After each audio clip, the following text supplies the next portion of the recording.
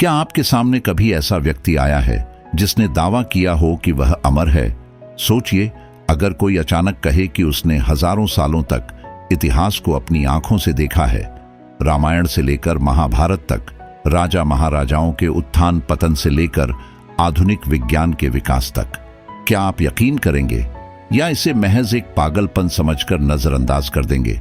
लेकिन जब ओम नाम का यह रहस्यमयी व्यक्ति अपनी कहानियां सुनाने लगा तो हर शब्द के साथ ऐसा महसूस हुआ मानो इतिहास खुद जीवंत होकर हमारे सामने खड़ा हो गया हो।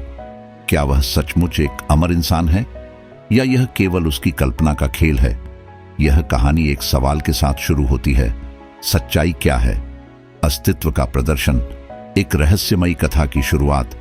एक कमरे में सभी लोग धीरे धीरे अपनी अपनी जगह पर इकट्ठे हुए। हर चेहरा गंभीर था और आंखों में सवालों की गहराई थी।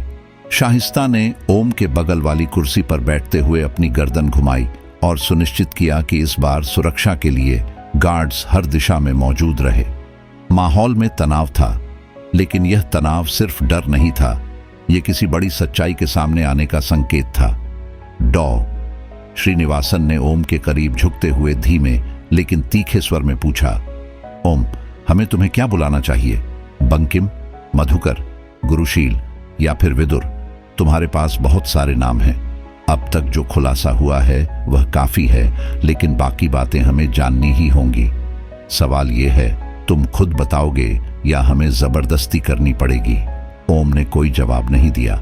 उसके चेहरे पर झलकती बेचैनी और चिंता इस बात का संकेत थी कि वह इस स्थिति से बचना चाहता है, लेकिन भागने का कोई रास्ता नहीं था। यह वैसा ही था जैसे एक चोर को यह बता दिया जाए कि उसका छिपाया हुआ खजाना मिल चुका है।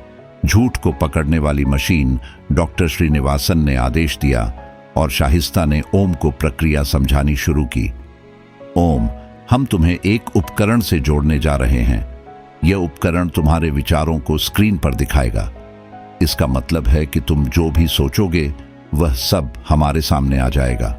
ओम ने धीरे से कहा, क्या मेरे पास कोई विकल्प है?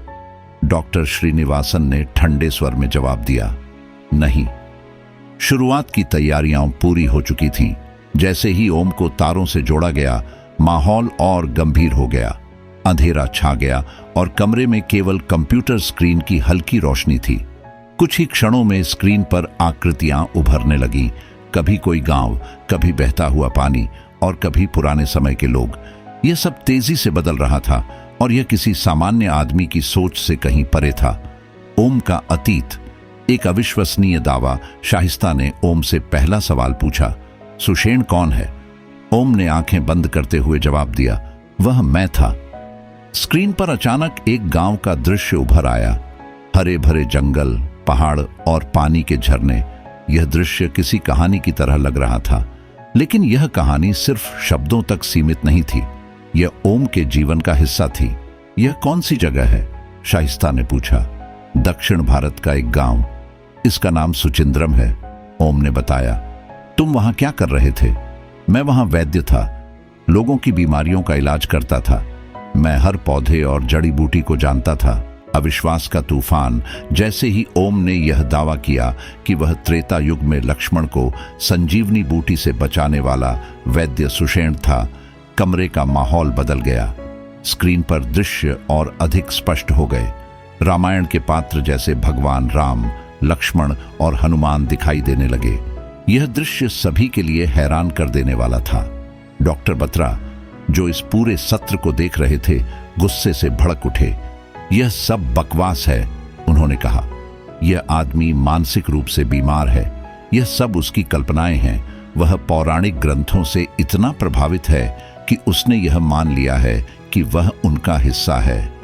लेकिन डॉक्टर श्रीनिवासन ने तर्क दिया, अगर यह कल्पना है तो यह इतनी स्पष्ट क्यों है और लाई डिटेक्टर झूठ क्यों नहीं पकड़ रहा?